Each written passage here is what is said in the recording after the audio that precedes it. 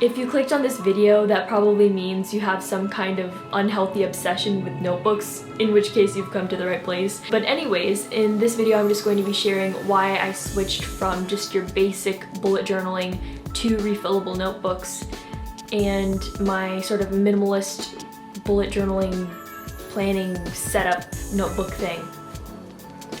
I'm very good at making this sound interesting, aren't I?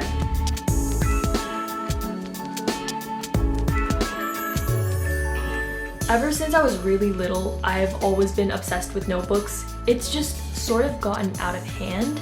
I have so many notebooks that I don't even know what to do with them. I started to watch some YouTube videos on minimalist journal setups, and I eventually came up with a system that worked really well for me. But then I sort of came to the realization, I use that phrase way too much. I sort of came to the realization that bullet journaling is sort of not minimalism just because of what you put it in. I mean, if you think about it, this is a pretty large notebook. It's pretty heavy. I don't need to be carrying 2.5 years worth of daily tasks around with me all the time.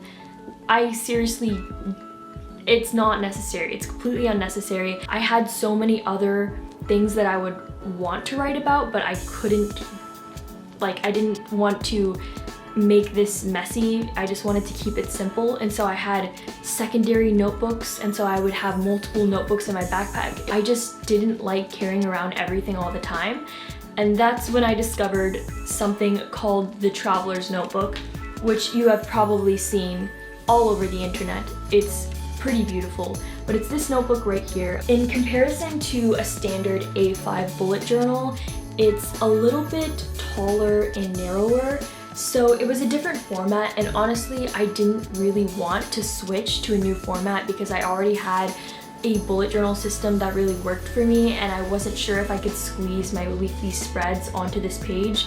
But actually I was able to keep pretty much the same format. I would say that it works better now than it did on my A5 because I did have quite a bit of empty space looking back on it. Let me just get to the point. The cool thing about a traveler's notebook is that it's a refillable journal. I mean, that's pretty self-explanatory. You use up the pages, you take the pages out, you put new pages in, and you start it all over again. So theoretically, you could use the same journal for your entire lifetime, which I think is awesome. Each notebook has a different purpose, and I don't have to worry about carrying multiple notebooks with me anymore. I can just have pretty much all of the notebooks I need, or at least most of them, in one notebook. I guess I should call them inserts if I want to be a true traveler's notebook fan or whatever. Everything I did in this fits into the first insert. So this first insert is my planner, and I use the same spread. It's super simple. I love it so much. I'm able to fit 6 months into one planner. The second one that I use here is actually sort of like, I call it my reflection journal. Pretty much I write down quotes that I like. I write down my thoughts if I have any. Not super long or anything. I don't really journal that much. A lot of the things that I write here are things that I'd want to reference in the future or that I want to look back on frequently. And then the last notebook, it's called Capsule, and that's because that's the new book that I'm working on writing.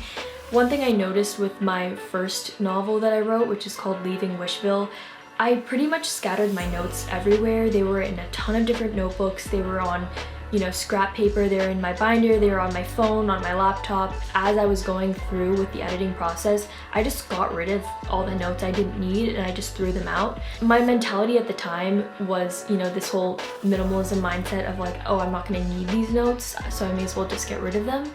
But looking back on it, I think that those notes would be really valuable to have because I want to know what my thought process was. I want to know how I ended up making certain decisions. And so I decided that I wanted to start forcing myself to keep all of my notes in one place. This book here is heavier than this one, but it also only serves one purpose, and this one serves 3, and could serve more if I wanted it to.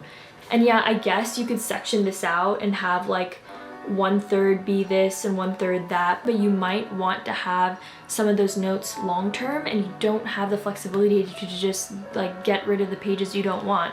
And so this just allows you to have more control over what to do with your notebook. By the way, I will also mention that the notebook that I'm showing you here is actually from a brand called Wanderings. The original traveler's notebook that sort of, you know, created all the popularity about it was a Japanese stationery brand called Midori. And honestly, just comparing the two, as you can see, they're both pretty much the same size. The only thing that really differentiates it is this Midori notebook is a little bit stiffer and the finish on the leather is different. It has more of a smooth finish, while this one's kind of more of a soft finish. It's a little more flexible as well. But honestly, the Midori is quite a bit more expensive, but I will say that I really like both of them, and honestly, like, I've had trouble deciding which one I like more. They're both really great, and most of the people that I have asked though actually prefer this one just because it feels nicer in their hands. If you're kind of skeptical about making the transition to refillable notebooks like I was, just because, you know, you want to stick to your standard A5 size, maybe you don't feel like trying to come up with a whole new journaling setup and all that, or you feel like it might be too tight or whatever, the Wanderings brand actually makes an A5 refillable notebook, which I think is really cool because Midori only has the standard size and also like a passport size, which is smaller than this. So if you want more space and you want just a normal sized notebook, then this is a really great brand to go to because they offer an A5 and also this one as well. I use this like pretty much all the time, but I do have a couple of exceptions. The first one is this notebook right here. This one is bound, not refillable, and I use it for my sort of career journaling. This journal is pretty much what I write in whenever something big happens. I was writing about a lot of stuff when I decided not to go to college and just what I'm gonna do with my life. This is honestly a lot more important to me than just an insert that I take out once it gets filled and replaced with another. This is something that I actually want, you know, all of my thoughts to be together. And then my second exception to my new life of the refillable notebooks is this one right here. This is like my event journal. I use this one even less. Let me just give you an example of something I've done with it. So my first book event, which I actually made a video about, you can watch it over there, I pasted in a flyer, like a folded up flyer from the event. I had my outline for my speech, like not speech, but like my talk, what I was gonna say. It's pretty much just a place to remember significant events in my life, to just have people sign or for me to write things about that event. And again, this isn't something I want to be carrying around with me all the time, which is why it goes in a notebook of its own. One more thing that I will mention is that the Wanderings brand also makes some non-refillable notebooks as well. I got the smaller vintage journal that they offer, I believe. It's the type of journal that's so pretty you almost wouldn't want to write in it. You know what I mean? My mom literally fell in love with it, so I gave it to her. So pretty much my mom uses this as a journal to write in during work. Long story short, refillable notebooks have pretty much changed my life. They have cured me from my obsession of constantly buying new notebooks that I know that I'm never going to fill. So if you have that same problem, then maybe you should try this out. I honestly really recommend it. Whether you get the A5 or the standard traveler's journal size. I will link all of the notebooks that I featured in this video down in the description below if you want to check them out. I hope you don't judge me for nerding out over these notebooks for I don't know how many minutes this was. Probably the final video is like 10 minutes, but I've been filming for literally like almost an hour. So I'll just leave it at that. Comment below your thoughts on refillable journals and just bullet journaling and planning in general. I want to hear them. So yeah, thank you for watching and I will see you in the next video.